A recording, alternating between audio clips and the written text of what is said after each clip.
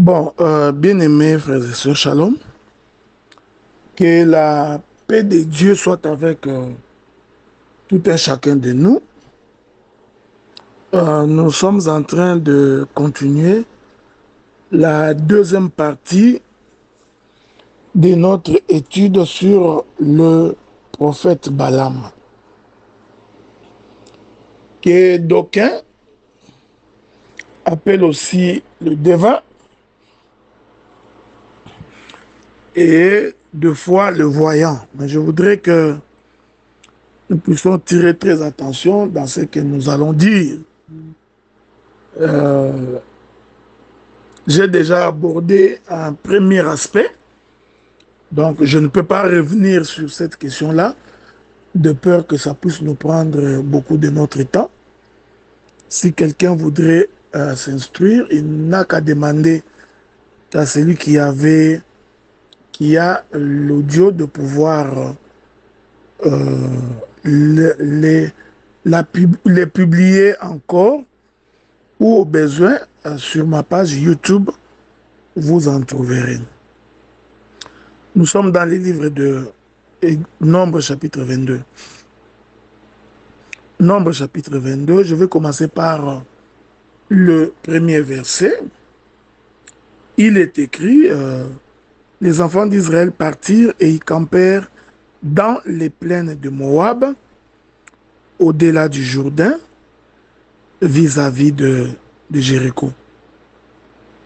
Balak, fils de Tsippor, vit tout ce qu'Israël avait fait aux Amoréens, et Moab fut très effrayé en face d'un peuple aussi nombreux. Il fut saisi de terreur en face des enfants d'Israël. Moab dit aux anciens de Madian, cette multitude va dévorer tout ce qui nous entoure, comme le bœuf broute la verdure des champs. Balak, fils de Tsippor, était alors roi de Moab. Il envoya des messagers auprès de Balaam, fils de Beor, à Pétor, sur le fleuve, dans le pays des fils de son peuple, afin de l'appeler et de lui dire, voici un peuple est sorti d'Égypte, il couvre la surface de la terre et il habite vis-à-vis de moi. Viens, je t'ai pris, maudis-moi ce peuple, car il est plus puissant que moi. Peut-être ainsi pourrais-je le battre, le chasserai-je du pays, car je sais que celui que tu bénis est béni, et celui que tu maudis est béni. Que le Seigneur bénisse la lecture de l'Écriture, mais beaucoup plus son explication. Parce que comme vous le savez, si l'Écriture n'est pas expliquée, on ne peut pas avoir la vie. Donc, pour qu'il y ait la vie, il faudrait que l'Écriture trouve son explication. Il est important de retenir que pendant toute mon intervention, j'essaierai d'être aussi évangélique, je tâcherai d'être aussi pastoral. Bien que ma chambre de prédilection, c'est le doctorat, mais nous allons essayer de faire en sorte que même les gens qui nous suivront de par le monde, qu'ils soient capables de nous comprendre et de nous saisir. Que les autres frères des autres pays, des autres nationalités, des autres communautés qui sont dans ces groupes, qu'ils soient capables de nous comprendre parfaitement. Et qu'à travers eux, que l'évangile soit propagé dans toutes les contrées de la terre. Remarquez que lorsque Israël traverse le Jourdain, il va donc se retrouver dans le pays des Moab. Ok? Ici, le pays des Moab va donc représenter le monde. C'est très important. Parce que souvenez-vous que lorsque Lot couche avec ses filles, c'est alors que naîtra ce qu'on appelle les Ammonites et les Moabites. Ok?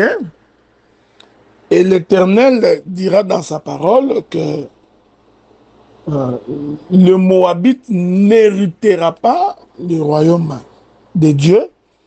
Il n'entrera pas dans l'assemblée de l'Éternel.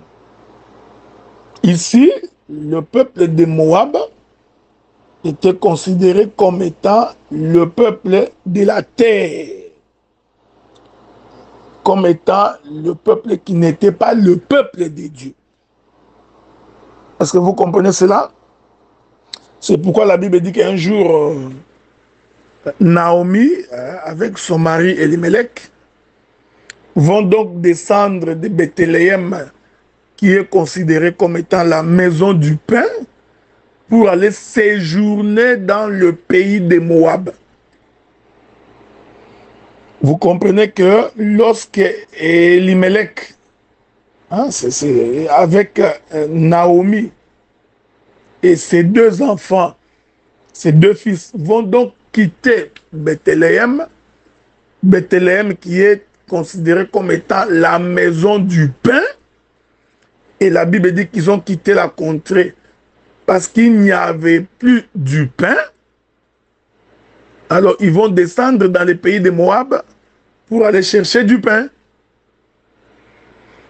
Une façon de dire que le pain les avait précédés dans le pays de Moab.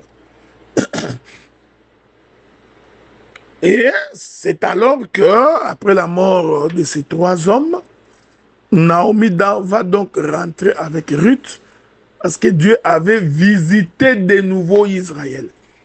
Ces mouvements ici nous fait comprendre que le pain était d'abord à Bethléem de Juda, c'est-à-dire le pain était d'abord en Israël. Quand la Bible dit que le pain a manqué, nous comprenons que le pain était donc descendu dans le pays de Moab. C'est le mouvement de Christ qui quitte Israël, qui vient vers les nations. Ok? Et ici, Elimelech, Naomi et ses deux enfants vont aussi représenter le Fils de l'éternité qui viennent dans le monde pour consommer le pain. Et la Bible dit que Dieu va revisiter de nouveau Israël, c'est-à-dire le pain va réapparaître en Israël. Que le Seigneur vous bénisse. C'est pourquoi, quand Naomi et Ruth sont rentrés en Israël, ils sont rentrés pendant la moisson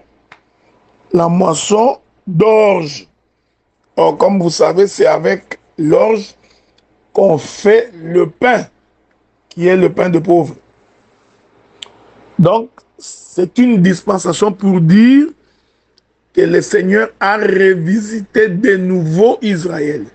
Donc, il est venu chez les siens. Les siens ne l'ayant pas reçu. Il va donc chez les Moabites. Restant chez les Moabites, il finit la dispensation avec les Moabites. Alors, il va de nouveau rentrer en Israël. Ok? Ça, ce sont des choses que vous connaissez. Donc, ici, nous définissons la plaine de Moab comme étant la présence des fils de Dieu dans le monde. Faisons une exhortation, c'est très important. Tu es un enfant de Dieu. Tu as cru au Seigneur. Tu as reçu le baptême. Tu es né de nouveau par la traversée du Jourdain. C'est ce que nous avions expliqué hier.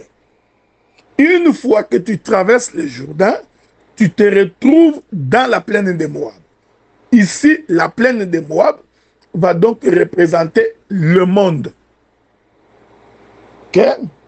Maintenant, il est important de retenir que lorsque Israël se retrouve dans la plaine de Moab, c'est alors que Balak va se présenter en cherchant à maudire Israël.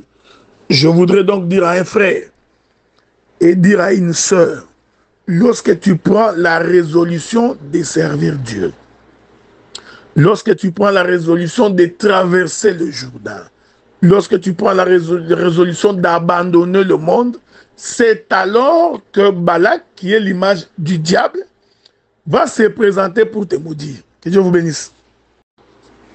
Que la paix de Dieu soit avec vous. Nous continuons donc notre petite marche de sanctification. Je voudrais rappeler quelque chose de très important. Vous savez, une même réalité, ça c'est une expression que je répète souvent, pour que la compréhension de l'écriture ne soit pas si compliquée pour beaucoup de gens. Une même réalité peut donc dégager plusieurs ombres. Or, les ombres ne sont visibles que si le soleil apparaît. Hein? Donc, si le soleil n'apparaît pas, il n'y a point d'ombre. Mais là encore, il faut faire attention. Même quand le soleil apparaît, s'il n'y a pas une obstruction vis-à-vis de la lumière du soleil, il n'y a pas d'ombre non plus. Et Dieu vous bénisse. Donc, pour qu'il y ait ombre, il faut que le soleil s'élève. Faudrait-il encore, face à la lumière du soleil, qu'il y ait un objet d'obstruction pour que nous puissions avoir l'ombre. Ok? Je vais donner un exemple concret.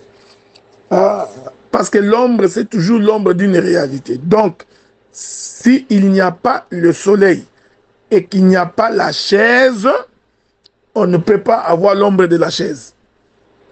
S'il n'y a pas le soleil et qu'il n'y a pas d'homme, on ne peut donc pas avoir l'ombre de l'homme. Ok? Voilà. Ça, ce sont des choses qu'il faut savoir. Donc, ainsi, à chaque fois que le soleil est en train de faire son déplacement, en frappant un corps, ce corps-là va dégager plusieurs ombres. Faites attention, il faut faire très attention, parce que selon les Écritures, une réalité ne peut que dégager 12 ombres. Il est merveilleux. Suivez-moi bien, écoutez-moi attentivement. Selon les Écritures, une réalité ne peut dégager que 12 ombres. Pourquoi? Parce que la Bible dit dans les livres des Jean, n'y a-t-il pas 12 heures au jour? Donc, le jour n'a que 12 heures. Ok? Cela veut dire chaque fois que le soleil frappera le corps selon les heures en faisant sa marche, le corps ne peut dégager que 12 ombres. Il ne peut pas en dégager plus parce que le jour n'a que 12 heures. Ok? Après quoi vient la nuit. Oh, quand il y a la nuit, on ne peut pas avoir l'ombre parce que le soleil s'est couché. Que Dieu vous bénisse. Ok? Donc, prophétiquement, on ne peut y avoir que 12 ombres. Dieu vous bénisse. C'est pourquoi, quand on parle des fils de Jacob, on en cite 12. Quand on parle des apôtres, on en cite 12. Ok? Parce que le chiffre 12 représente les ombres du corps. Donc, quand il y a le soleil, ainsi, nous pouvons avoir l'ombre d'un corps. J'ai dit ces choses pourquoi? Parce qu'il faut savoir que quand je toucherai Balaam, il faut faire attention parce que Balaam n'est pas forcément le diable. Balaam n'est pas forcément le faux prophète. Il n'est pas un faux prophète sur toute la ligne. Il faut faire très très attention. C'est pourquoi il faut toujours placer la balustrade lorsqu'on explique les Écritures. Que la paix de Dieu soit avec vous. Donc, Israël traverse le Jourdain. J'ai dit que c'est comme tout enfant de Dieu qui croit au Seigneur, qui donne sa vie au Seigneur, qui passe par les eaux du baptême, qui naît de nouveau. Il va automatiquement se retrouver dans la plaine de Moab. Et j'explique que la plaine de Moab, c'est ça le monde. Et de l'autre côté, nous avons Jéricho.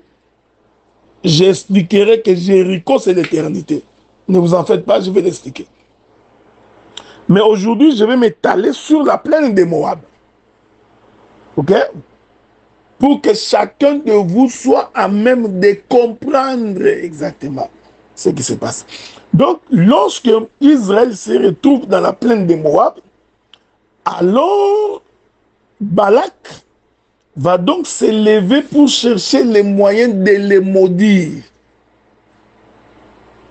Pourquoi Balak voulait-il maudire Israël? Parce qu'il a trouvé que c'était un peuple puissant. C'était un peuple fort. Et Balak ne pouvait pas vaincre Israël tant qu'Israël n'était pas maudit. Bien-aimés frères, bien-aimés sœurs, aucune puissance de l'ennemi, aucune puissance des sorciers, aucune puissance des occultistes, même si tes parents sont des véritables féticheurs, même si tes parents visitent les maisons des marabouts, même s'ils ont consulté les ancêtres en livrant votre vie entre leurs mains, mais retenez ce que j'ai dit, lorsque on est avec Dieu, lorsque on a la bénédiction de Dieu, lorsque l'on respecte la parole de Dieu, quand on vit selon la vie de l'Éternel, alors aucune puissance de l'ennemi ne peut te vaincre. Il faut retenir ce que j'ai dit.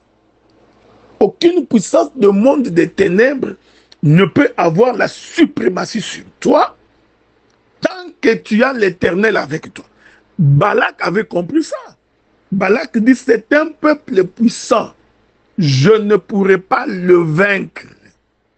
Je ne pourrai pas le battre. Oh, bien-aimés frères, bien-aimés sœurs, le diable ne peut pas te vaincre. Il ne peut pas t'avoir. Il ne peut pas te renverser. La mort des hommes ne peut pas te surprendre. Même lorsqu'ils feront des réunions avec l'intention de te vaincre, ils ne te vaincront point. Pourquoi? Parce que tu es un béni de l'Éternel. Mais qu'est-ce que signifie être béni de l'Éternel? Voyez-vous, c'est ça le problème maintenant. C'est ici que beaucoup de gens n'ont jamais saisi. Ça signifie quoi être un peuple béni? Parce que je te fais remarquer que tant que tu es sous la bénédiction de Dieu, Balak, qui est l'image du diable, ne peut pas avoir de l'avantage sur toi. Il ne peut pas. Il n'a aucune capacité. Mais l'Écriture dit, si tu obéis à ma voix, voici les bénédictions qui te suivront. Ah, j'ai compris. Quand on dit d'un peuple qu'il est béni de Dieu, c'est lorsque ce peuple-là obéit à la voix de l'Éternel. Avez-vous remarqué? C'est pourquoi j'ai toujours donné un conseil.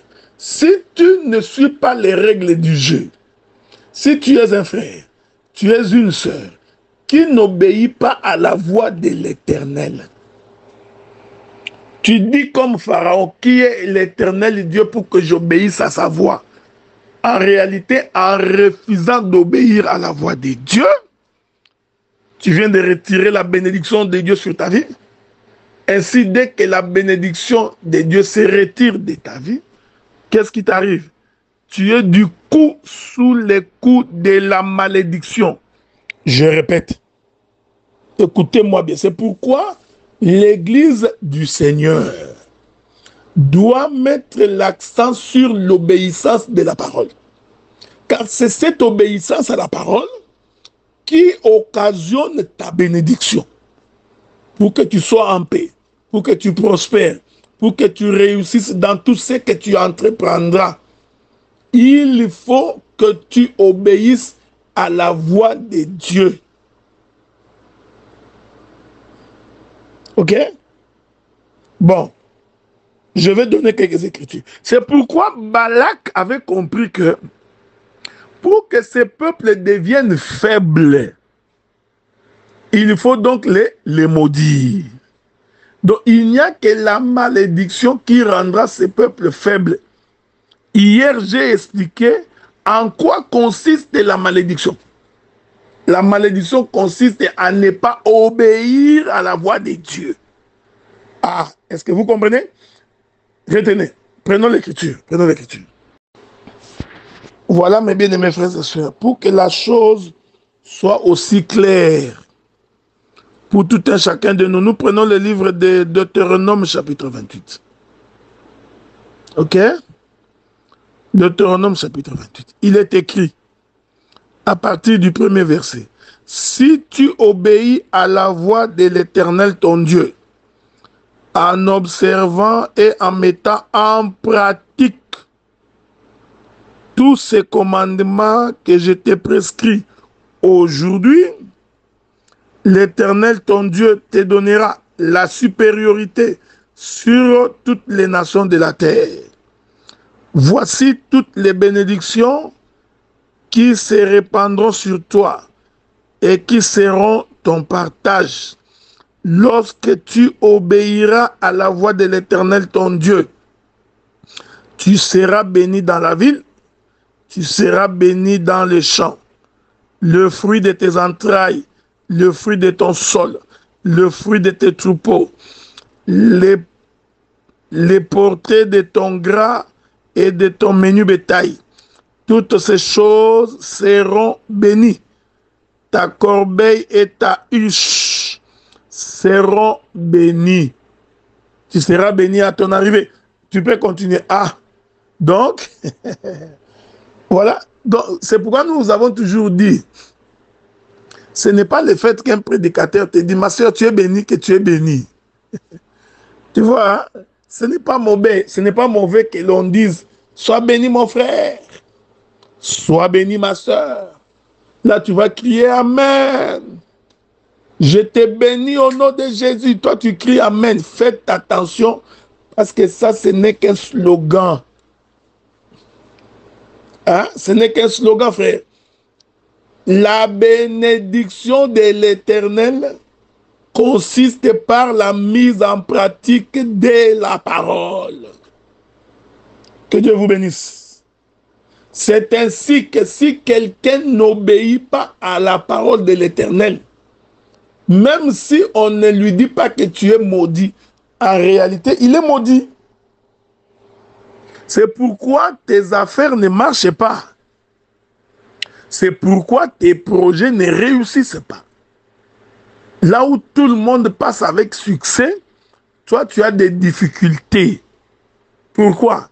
Tout simplement parce que tu as refusé d'observer la loi de l'Éternel, et la Bible continue, et de les mettre en pratique. J'ai toujours voulu répéter ça. Quand la Bible te dit, ne va pas à la maison de l'Éternel main vide, il ne faut pas y aller sans offrande. Quand tu viens au culte sans apporter ton offrande à l'Éternel, tu es en train de transgresser la loi de Dieu et tu t'attires toi-même la malédiction. Ok? Est-ce que vous comprenez ce que nous disons? Cette chose est très, très importante. Quand on te dit d'abandonner la vie de la débauche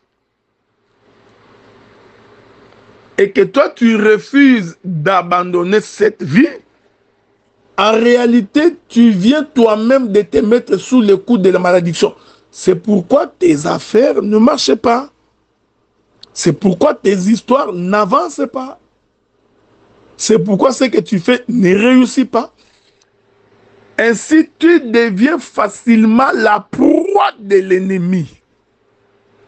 Tu vois? La Bible dit qu'ils vous feront la guerre, ils ne vous vaincront point.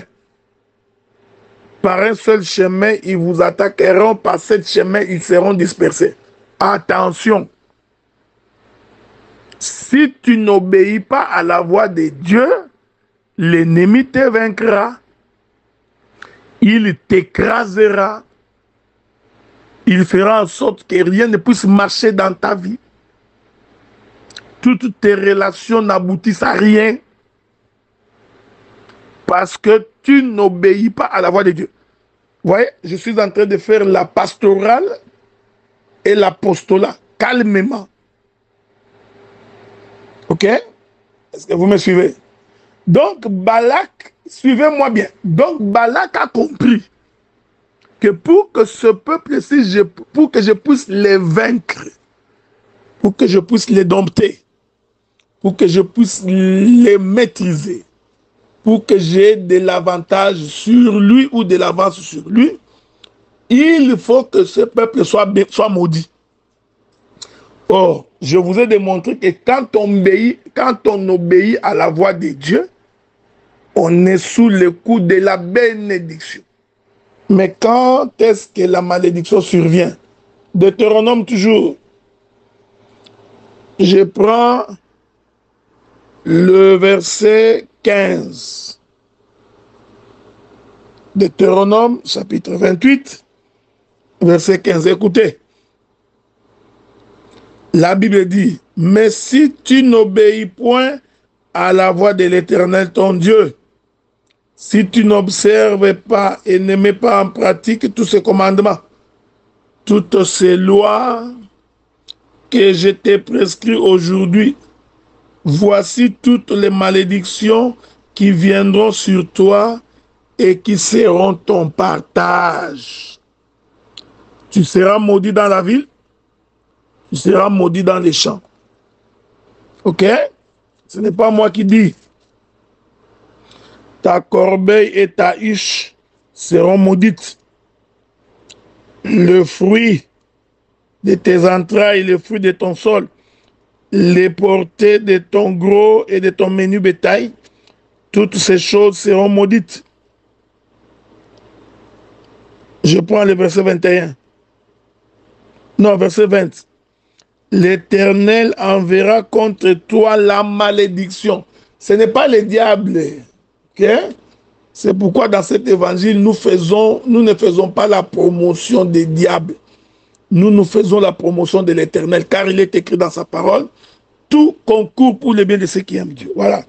Maintenant, la Bible dit que l'Éternel enverra contre toi la malédiction, le trouble et la menace au milieu de toutes tes entreprises que tu feras, jusqu'à ce que tu sois détruit, jusqu'à ce que tu périsses promptement à cause de la méchanceté de tes actions qui t'aura porté à m'abandonner. Ok? J'aime ces choses. Donc, maintenant vous comprenez, hein? Donc, la bénédiction est fonction de l'observance de la parole, des commandements, des recommandations de Dieu. La malédiction est l'objet fait. La malédiction se matérialisera lorsque tu n'observeras pas la loi de Dieu. Maintenant, vous comprenez. Lorsque Balak vient dire à Balaam, viens me maudire ce peuple. Faites attention sur le plan de la révélation. Pour qu'il y ait malédiction, il faut premièrement qu'il y ait la loi de l'Éternel. Il faut qu'il y ait les commandements de l'Éternel. Il faut qu'il y ait les ordonnances de l'Éternel. Et par la suite, il faudrait que le peuple transgresse ces commandements. Écoutez maintenant. C'est-à-dire que Balaam est donc le porteur de la loi. Donc, quand Balak dit à Balaam de venir maudire, que Dieu vous bénisse, ça, je veux que tu me suives bien. Je suis dans la révélation de l'Écriture. Donc, parce que si la loi n'est pas là, le peuple ne peut pas pécher, il ne peut pas transgresser la loi, ainsi la malédiction ne peut pas être manifestée. Est-ce que vous remarquez ça? Suivez-moi bien, suivez attentivement. Parce que nous allons examiner Balaam très attentivement. Balaam comme celui qui apporte la malédiction, comme celui qui vient pour maudire Israël. Ici, Balaam va représenter tout un sacerdoce. Il représente donc le sacerdoce de la loi. Or, c'est par la loi que nous avions connu le péché. C'est par la loi que nous avions transgressé les commandements du Seigneur. Que Dieu vous soutienne. Écoutez-moi bien. Je vais me répéter. Vous comprenez que sur le plan de la révélation, Balaam représente tout un sacerdoce. Ok? Il est le sacerdoce qui doit amener l'homme à être maudit. Or, je vous ai dit que la malédiction vient par la transgression de la loi de l'Éternel. Or, celui qui a apporté la loi en Israël, c'est Moïse. Est-ce que vous me suivez? Suivez-moi bien. Vous savez, quand nous disons ces choses, celui qui ne comprend pas la délimitation territoriale dans l'interprétation de l'écriture risque d'être achoppé. Ici, je ne prends pas Balaam, hein. Je ne suis pas en train de prendre Balaam sur toute la ligne, non. Ok? Je prends Balaam de façon séquentielle. Or, les différentes séquences de Balaam, en réalité, ce sont les différentes ombres dégagées par une réalité quand le soleil est en train de se déplacer. Vous remarquez? C'est pourquoi nous avons besoin de cette nouvelle génération de prédicateurs capables de comprendre comment les Écritures suivent les mouvements du soleil. Remarquez. Ici, Balaam, quand il fait office de maudire le peuple, Balaam représente les sacerdoces de Moïse. Il représente les sacerdoces de la loi. Il est l'ombre du sacerdoce de Moïse. Il ne faut jamais oublier ce que le livre des Hébreux, chapitre 10, nous renseigne. Je prends Hébreux, chapitre 10. Hébreux, chapitre 10, souffrez avec moi. Je suis en train de lire ma Bible en papier. Livre des Hébreux, chapitre 10.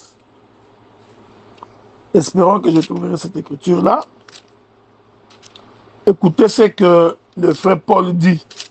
Parce que j'ai toujours cru que c'est Paul qui a écrit le livre des Hébreux. Je suis dans le livre des Hébreux, chapitre 10. Il est écrit dans le premier verset.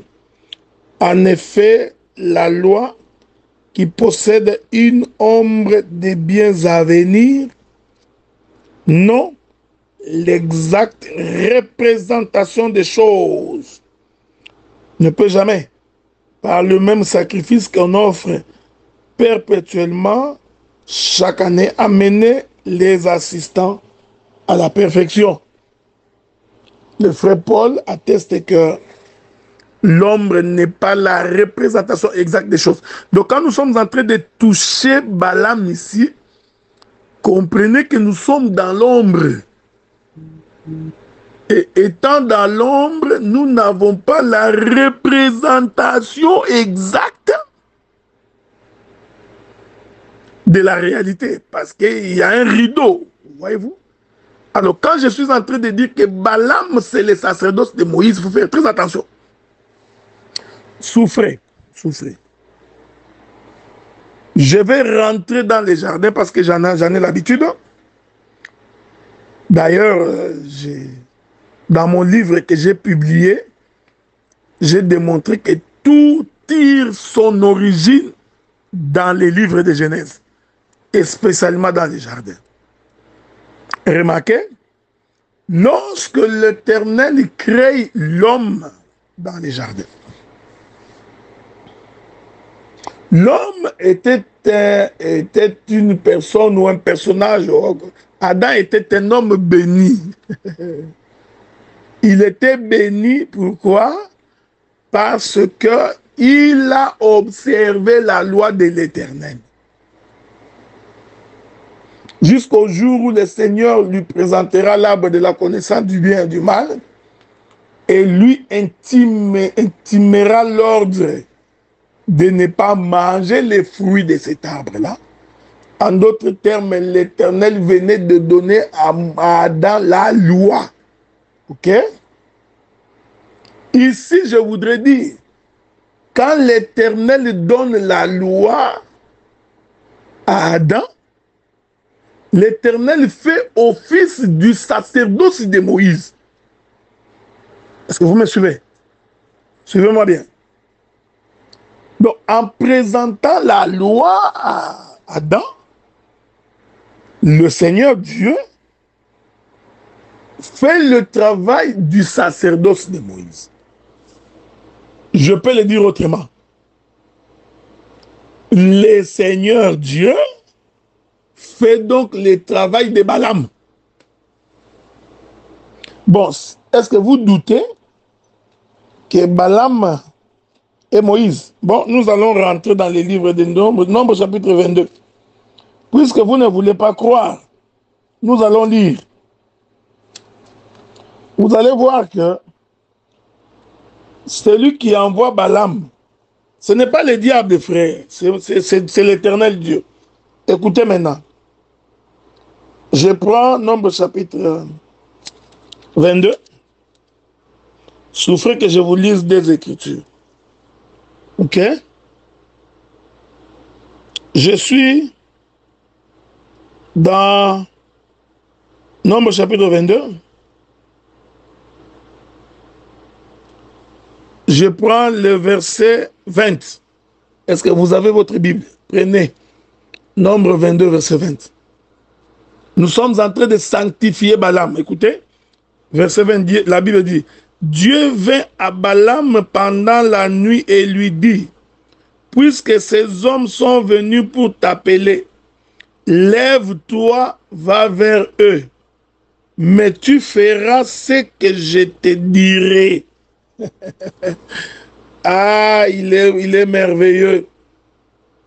Balaam se leva le matin, scella son âne et partit avec le chef de Moab. La colère de Dieu s'enflamma parce qu'il était parti. Ah, bon, ça, on va examiner ça plus tard. Le même, quand Balak, ah, voyez-vous, frère, il est merveilleux. Quand Balak envoie les messagers auprès de Balaam pour demander à Balaam de venir. Ok? Écoutez ce que la Bible dit. Balaam, il leur a dit, passez la nuit, je vais consulter l'Éternel. Ouais. Donc, Balaam n'est pas allé consulter les diables. Vous savez, j'ai suivi un prédicateur qui, parce qu'il a lu les livres de Josué, qu'on a appelé Balaam devin, automatiquement, il a conclu par dire non, Balaam est un devin, c'est-à-dire Balaam est du diable. Non!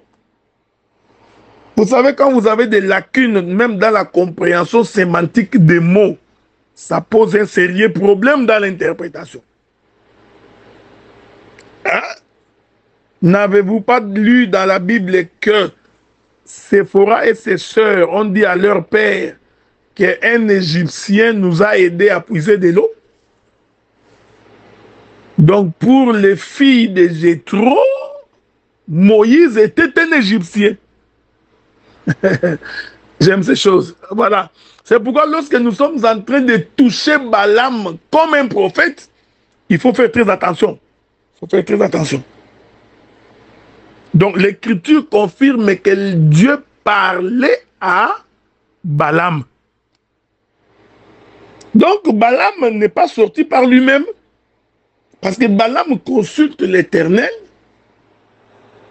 à plusieurs reprises jusqu'à ce que l'Éternel dit à Balaam de partir avec ces gens. En d'autres termes, va, mais tu diras ce que je te dirai de dire.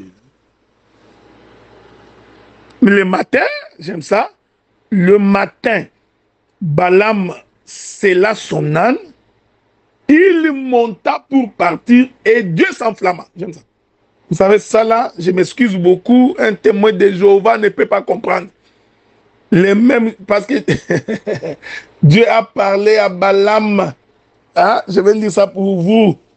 Je vais lire ça pour vous. Verset 20. Souffrez, souffrez. Souffrez, souffrez, bien-aimés. L'Éternel est bon. Hein? Prenons. Verset 20. Verset 19. Maintenant, je vous prie, restez ici cette nuit, et je saurai ce que l'Éternel me dira encore. Que Dieu vous bénisse. Hein? Je reviens. Que la paix de Dieu soit avec vous. Hein? Nous sommes en train d'examiner les Écritures à la loupe. Regardez. Vous savez, lorsque Balak a envoyé les gens chez Balaam pour que Balaam puisse partir, Balaam a consulté l'Éternel par 2 fois. La première fois, Balaam leur a dit de passer la nuit, il va consulter l'Éternel. Il consulte l'Éternel, l'Éternel lui dit, tu ne partiras pas. Balaam se réveille le matin, il dit à ces gens, allez dire au roi que je ne peux pas parce que l'Éternel ne m'en a pas donné l'autorisation. Il faut apprendre à respecter les textes de la Bible. Hein? Balaam n'a jamais dit que c'est le diable. Non, c'est l'Éternel. L'Écriture dit, il envoya de nouveau. Okay? L'Éternel va donc demander à Balaam pour la seconde fois de partir. Donc Dieu a fait 2 visitations chez Balaam. Dans la première visitation, Dieu a refusé que Balaam s'en aille. Et dans la deuxième visitation, Dieu autorise à Balaam d'y aller.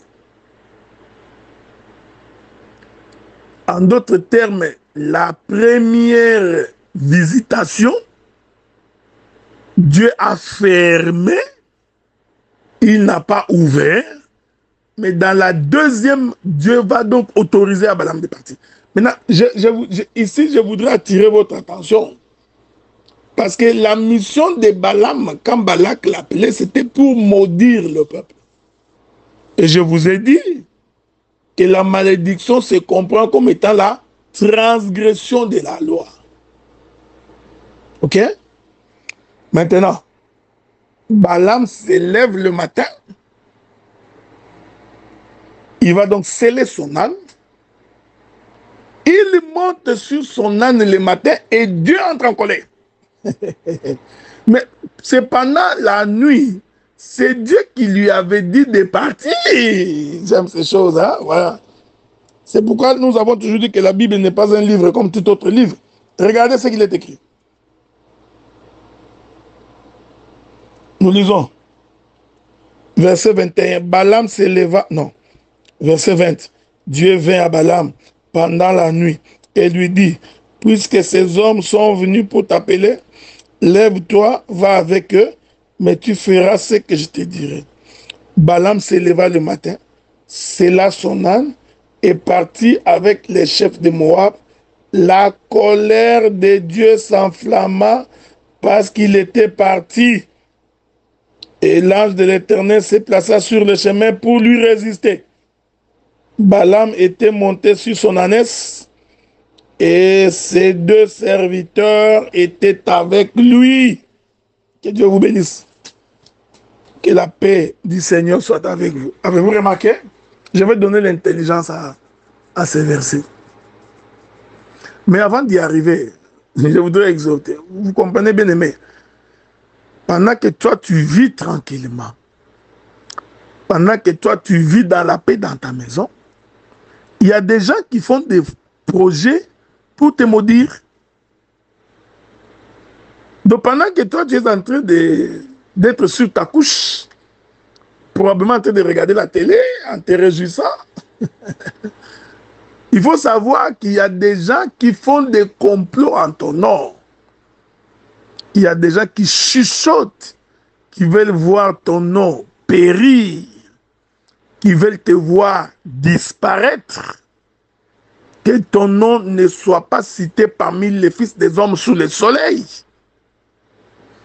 Ils complotent contre ta vie, ils murmurent, ils se disent entre eux, cette maladie devrait l'amener à la mort. Pendant que Israël était assis bonnement dans la plaine de Moab, Israël ne cherchait pas de problème. Il ne cherchait pas la guerre. Mais l'ennemi, lui, était dans le projet. Ça, je suis dans l'exhortation, ok? L'ennemi, lui, est dans le projet de te nuire. Et le diable, connaissant la chose, il sait que tant que tu vis la sainteté de Dieu, tant que tu observes la voie de Dieu, le diable sait qu'il ne peut pas t'atteindre. Maintenant, pour t'atteindre, il faut qu'on trouve une occasion de t'accuser auprès de Dieu. Qu'est-ce qu'il faut? Il faudrait donc qu'il y ait la loi. Avez-vous remarqué ça? Il faudrait donc qu'il y ait la loi. Donc, s'il n'y a pas de loi, on ne peut donc pas t'accuser. S'il n'y a pas de loi, on ne peut donc pas t'accuser. Donc, voilà pourquoi le diable cherche toujours les moyens de t'accuser pour pouvoir avoir de l'avantage sur toi. Est-ce que vous comprenez cela? Remarquez. Donc, Balaam monte sur son âne après l'avoir scellé, comme l'Éternel le lui avait dit. Mais en se réveillant le matin pour partir, le même Dieu qu'il avait envoyé, ce Dieu-là se met en colère. Il faut faire très attention. Qu'est-ce que c'est la colère de l'Éternel? Voyez-vous, quand Dieu est en colère, il tue. Quand Dieu est en colère, il broie. Quand Dieu est en colère, il renverse. Nous comprenons que la colère de Dieu, c'est le temps du matin. Ok? C'est le temps de la loi. Est-ce que vous comprenez ce que nous disons? J'essaie d'expliquer ça dans les termes les plus simples. Au temps de la loi, c'était le temps de l'œil pour œil, dent pour dent. C'est ce que nous appelons la colère de Dieu. Quand Dieu est en colère, il tue. Or, quand le soleil s'élève le matin, le soleil s'élève avec force. Et cette force du soleil, c'est cela la colère de Dieu. Est-ce que vous comprenez ce que nous disons? Voilà pourquoi, quand bien même que c'est Dieu qui avait dit à Balaam de partir, quand Balaam scelle son âne le matin et qu'il voudrait se mettre en marche pour y aller, la Bible dit que la colère de l'Éternel s'enflamma. Cette colère de l'Éternel qui s'enflamme est une dispensation. Ok? C'est une dispensation de la loi. C'est la dispensation des psaumes, des prophètes et de la loi. Je vais le démontrer par les Écritures. Donc, quand Dieu est en colère, cette colère s'exprime par le chiffre 3. Ici, je reste dans le texte de Balaam. On va lire ça. Hein? Nous allons essayer de lire cette écriture-là pour l'exploiter plus tard. Regardez. Je suis dans Nombre chapitre 22, le verset 30.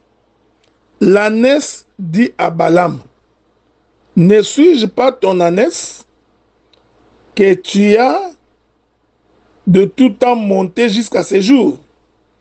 Ai-je l'habitude de te faire ainsi? Il répondit, non. L'Éternel ouvrit les yeux de Balaam, et Balaam vit l'ange de l'Éternel qui se tenait sur le chemin, son épée nue dans sa main, et il s'inclina et se prosterna sur son visage. Je voudrais retourner un peu plus haut. Ok? Prenons le verset 28 de Nombre chapitre 22. L'Éternel ouvrit la bouche de l'ânesse et elle dit à Balaam, que t'ai-je fait pour que tu m'aies frappé déjà 3 fois? Que Dieu vous bénisse. Voilà. Je reviendrai demain pour donner beaucoup de détails ici. Quand la colère de Dieu s'enflamme, suivez-moi, je vous reviens, hein, pour ne pas prendre beaucoup de temps, je vous reviens. Bon, prenons l'écriture de Psaume chapitre 78. Psaume 78, je vais d'abord lire le verset 31. Lorsque la colère de Dieu s'élève contre eux, il frappa de mort le plus vigoureux, il abattit les jeunes hommes d'Israël. Malgré tout cela, ils continuèrent à pécher. Prenons le verset 38. Toutefois, dans sa miséricorde, il pardonne l'iniquité et ne détruit pas. Il retient souvent sa colère et ne se livre pas à la fureur. Donc, quand Dieu n'est pas en colère, quand Dieu retient sa colère, cela veut dire que Dieu est au temps de la grâce. Ok? Donc, quand Dieu est en colère qu'il tue, c'est au temps de la loi. Il dit à Adam, les jours où tu mangeras les fruits de l'arbre dont je t'ai dit que tu n'en mangeras pas, ces jours-là, tu mourras. Voilà pourquoi quand Adam a mangé les fruits, Adam était mort. C'est-à-dire que Dieu était en colère. Voyez-vous? Mais quand Dieu vient le soir, il va donc coudre un habit de peau d'animal pour revêtir leur nudité. Ça, cela veut dire que Dieu a retenu sa colère. Voilà pourquoi quand Balaam se lève le matin, comme le matin, le soleil se lève avec fureur et avec vigueur, voilà pourquoi l'Écriture dit que ce matin-là, Dieu se met en colère. Ok? Maintenant, quand Dieu se met en colère, il va donc empêcher l'ânesse de Balaam par 3 fois de continuer son chemin. Ok? Parce que Balaam a frappé l'ânesse 3 fois. Que la paix de Dieu soit avec vous. Je veux que vous me compreniez très bien. Balaam frappe l'ânesse 3 fois. C'est pourquoi quand l'Éternel ouvrit la bouche de l'ânesse, l'ânesse va donc dire à Balaam, pourquoi m'as-tu frappé 3 fois? Ici, je voudrais dire que les 3 fois que Balaam frappe, c'est la loi, les psaumes et le prophète. Ici, je ne fais pas du racolage. Parce que je vous ai démontré que celui qui amène la loi pour Israël, afin que Israël transgresse cette loi, ainsi que la malédiction entre dans la maison, c'est qui? Je vous ai dit que c'est Moïse. Alors, j'ai identifié Moïse par Balaam. Est-ce que vous me suivez? Maintenant, Moïse pour y aller, Balaam pour y aller, Balaam va avec son ânesse. Cette ânesse-là représente la loi. Il représente les psaumes et il représente le prophète. Que Dieu vous bénisse. C'est pourquoi Balaam, après avoir frappé l'ânesse à 3 reprises, Balaam, l'ânesse ouvrira sa bouche et parlera. Ah, nous sommes en face d'une ânesse ou d'un âne qui parle. Que la paix de Dieu soit avec vous. Demain, le Seigneur aidant, nous expliquerons quelle est cette ânesse-là qui parle. Ok? Quelle est cette ânesse sur qui Balaam est monté pour aller maudire le peuple? Il est monté sur quoi? Ok? Le Seigneur aidant, je toucherai quelques données prophétiques. Rentrons dans l'exhortation pour conclure. Je voudrais donc dire qu'il faut savoir que la Bible dit que l'Éternel est l'auteur de tous les biens et de tous les maux. Mais ici, quand nous disons que l'Éternel est l'auteur de tous les maux, nous voulons seulement dire que lorsque tu pèches contre l'Éternel, lorsque tu transgresses sa voie, lorsque tu n'obéis pas à sa voie, en fait, tu viens d'ouvrir la porte de ta malédiction. Et Balak avait compris que tant que ce peuple ne pêche pas, il est donc impossible de les maudire. Donc, il est donc impossible de les vaincre. Lorsque nous examinerons de quelle manière Balaam cherchera à maudire Israël, vous allez voir ça. Mais remarquez une chose. Je voudrais donner un autre aspect de Balaam. C'est la cupidité. Tu vois? Balaam s'est déplacé aussi parce qu'on lui avait offert les présents. C'est un aspect de Balaam que je voudrais relever ici. Balaam, c'est aussi l'image de tous les serviteurs qui, à cause de l'argent, sont capables de violer la doctrine. À cause de l'argent et de la cupidité, sont capables de marcher à l'encontre de la parole de Dieu. Et Balak savait que si on donne du présent à Balaam, Balaam viendra. C'est comme ça qu'aujourd'hui nous avons des prédicateurs. Quand il fait des tournées ou des voyages missionnaires, il y va pour aller récolter l'argent. Donc sa motivation, c'est la cupidité. Il cherche un billet d'avion pour aller en Allemagne. Ah, comme il n'a pas l'argent, il programme des séminaires dans des coins où il sait qu'il y a exploitation de l'or.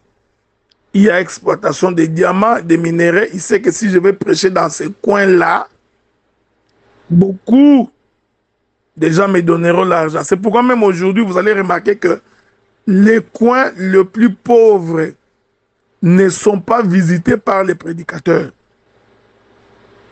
Remarquez, les gens qui font des voyages missionnaires,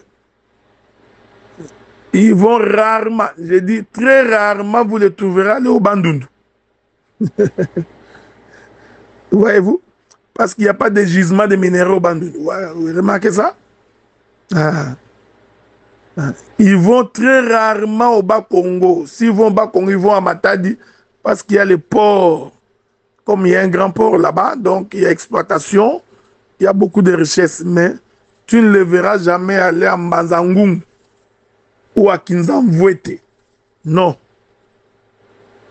C'est aussi une autre couleur de Balaam. Hein? C'est aussi l'image d'un serviteur qui puide, qui sert Dieu pour l'argent.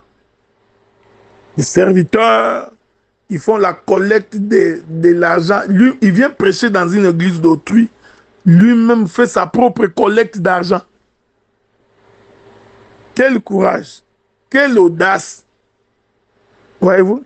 Il vient dans l'église d'autrui, il veut contrôler combien il y a d'argent dans un panier. Il vérifie qui sont les frères qui travaillent. Combien vous gagnez par mois? Est-ce que vous donnez votre... c'est aussi l'aspect de la cupidité de Balaam. Ok? C'est un aspect qu'il ne faudrait pas oublier. C'est pourquoi il ne faut jamais aller acheter une bénédiction. Quand vous êtes en face d'un prédicateur qui vous demande de lui donner l'argent pour être béni, comprenez que vous êtes en face d'un bandit, d'un voyou, d'un disciple de Balaam. Il faut donner l'argent pour compris pour toi. Pour que tu sois délivré de la sorcellerie, il faut payer 1000 $, 500, 300, 400 $. Tu vois, pour garder la bénédiction, il faut payer quelques sous d'argent. C'est la cupidité de Balaam. Ok? À cause de l'argent, l'homme est capable de forcer, il force. Il veut, même quand Dieu dit n'entre pas dans cette ville, non, lui va forcer la cupidité de Balaam. C'est une autre couleur de Balaam. Voilà, bien aimés frères et sœurs. Nous avions donc fini aujourd'hui notre deuxième partie sur Balaam, une étude approfondie. Demain, nous continuerons. Nous allons continuer demain. Que la paix de Dieu soit avec vous. Shalom.